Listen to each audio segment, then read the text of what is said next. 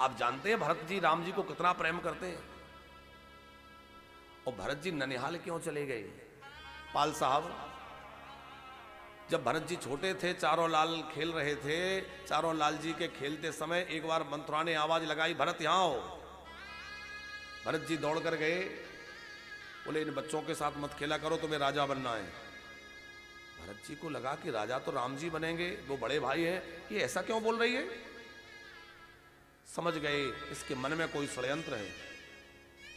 सोचा कि जब राम जी के राज तिलक का समय आएगा मैं इतना दूर चला जाऊंगा ताकि मेरे कारण कोई राम तिलक में रुकावट ना आए, कोई विघ्न ना आए।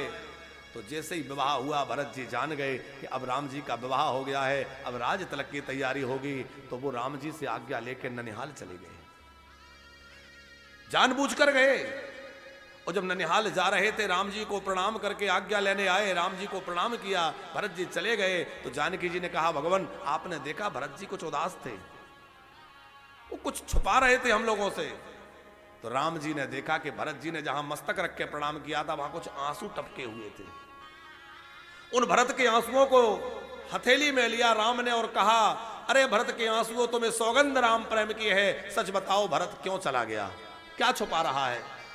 तो आंसुओं ने उत्तर दिया कि भरत इसलिए चले गए कि आपके राज तिलक में कोई रुकावट ना हो, इसलिए वो दूर चले गए। राम जी रो पड़े, वाह भरत, इतना प्रेम, और उस प्रेम को इतना छुपा रखा है कि आज तक कोई जान ही नहीं पाया। लक्ष्मण जी का राम प्रेम तो दिखता है, पर भरत का राम प्रेम अभी तक दिखा नहीं था। तो राम जी ने कहा, भरत मैं भी ऐसा नाटक करूंगा कि जन जन में ये बात व्याप्त हो जाए कि भरत जैसा राम प्रेमी कोई नहीं हो सकता है। और जब राम जी बन गए तो अब जो है भरत का प्रेम प्रकट हो रहा है। और जब भरत का प्रेम लोगों ने देखा तो हर जगह एक ही चर्चा थी कि भरत सरेस को राम सने ही, जग जप राम राम जप जेहि। भरत जी जैसा राम प्रेमी और कौन हो सकता है। भरत जी ने चित्रकूट जाने की तैयारी की है और समाज को लेकर के, गुरुजनों को, माताओं को लेकर चित्रकूट गए हैं। चलते चलते पैरों में छाले पड़ गए हैं, दौड़ने लग जाते हैं, कभी भूमि पर लेटने लग जाते हैं, रज को उठा के माथे से लगाते हैं, निषाद घोषे मिले। ये राम सखा है। जहां जहां राम ने विश्राम किया उन स्थलों को भरत जी ने दंडवत लेटकर प्रणाम किया, प्रदक्षिणा की। और आगे बढ़ते बढ़ते भरत जी जो है चित्रकूट की ओर जा रहे हैं। राम जी वहां से आगे बढ़ के चित्रकूट में जाके विराजे हैं। सीता राम जी लक्ष्मण जी चित्रकूट में हैं। और इधर प्रयागराज में भरद्वाज जी के आश्रम पर भरतलाल जी पहुंचे, त्रिवेणी में स्नान किया। भरद्वाज जी ने बड़ा अद्भुत ऐश्वर्य प्रकट कर दिया अवधवासियों के स्वागत के लिए, क्योंकि अयोध्यावासी थके हुए हैं, दुखी हैं। तो उनके स्वागत के लिए रिद्धि सिद्धियों को आदेश दिया और तपोबल से बड़े अद्भुत महल, अद्भुत वैभव प्रकट कर दिया। एक एक अवधवासी की सेवा में 10-10 सेवक खड़े हैं। ऐसी व्यवस्था भरद्वाज जी ने अपने तपोबल से कर दी। वाल्मीकि रामायण आप पढ़िए, अद्भुत वर्णन है। इतनी संपत्ति वहां उपस्थित हो गई। पाल साहब, अवधवासी जो है अकिंचन राम प्रेमी है, लेकिन उस वैभव में उनकी मति कैसी हो गई। वो सोचने लगे कि देखो राम जी वन में हैं, तपस्या कर रहे हैं, ऋषि मुनियों के साथ है, वहां जाके उनको परेशान नहीं करना चाहिए। और अयोध्या लौट के क्या करेंगे, अयोध्या में तो कोई है ही नहीं, अब हम 14 वर्षों तक यहीं रहेंगे। ऐसा तक लोगों की बुद्धि में आ गया उस संपत्ति को देखकर। लेकिन धन्य है भरत, भरत जी कैसे बैठे रहे। बोले जो आसन भरत जी के लिए लगाया था वहां उस पे बैठे नहीं, बल्कि ऐसा अनुभव करते रहे कि इस पे मेरे सीता राम जी विराजे हैं। और हाथ में जो है झाबो लेकर के और हवा करते रहे, व्यंजन लेकर के पूरी रात व्यंजन करते रहे, आवाज करते रहे। धन्य है भरत जी। गोस्वामी जी कहते हैं, संपत्ति चक भरत चक मुनि आया सुखिलवार, और तेही निसी राखे पिंजरा राखे बा भुंसार।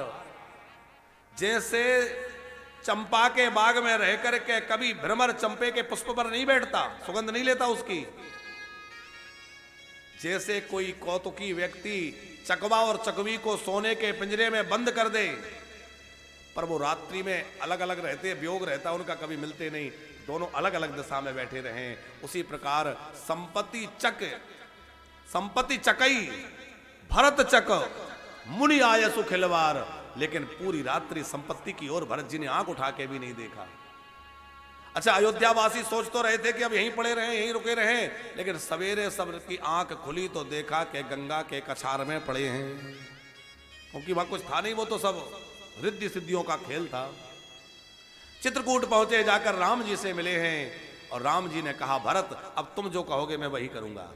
पर धन्य है भरत का प्रेम। कहा, भगवान आप जिसमें प्रसन्न रहें, आप आज्ञा दें तो मैं और शत्रुघ्न जीवन भर वन में रहें, आप आज्ञा करें तो हम लोग वन को चले जाएं। भरत जी सारा निर्णय राम पर छोड़ दिए। श्री राम ने कहा, भरत 14 वर्ष अधिक नहीं होते, लेकिन यदि हम लौट गए तो सदियों तक, युगों तक ये बात होगी कि राम अपने पिता के वचन को तोड़कर लौट आए। हमारा सबका धर्म है पिता के सत्य की रक्षा करना। मुझे क्या आज्ञा है? राम जी ने पादुका उतार के दे दी, और वो 2 चरण पादुका जो है, ऐसे मान लीजिए कि भरत जी के लिए श्री सीता राम जी मिल गए हों। 2 चरण पादुका मानो प्रजा के लिए 2 चौकीदार अयोध्या के लिए मिल गए हों, मानो भरत प्रेम को संभालने के लिए एक सुंदर तिजोरी मिल गई हो जिसके 2 पल्ले हैं, वो 2 चरण पादुका।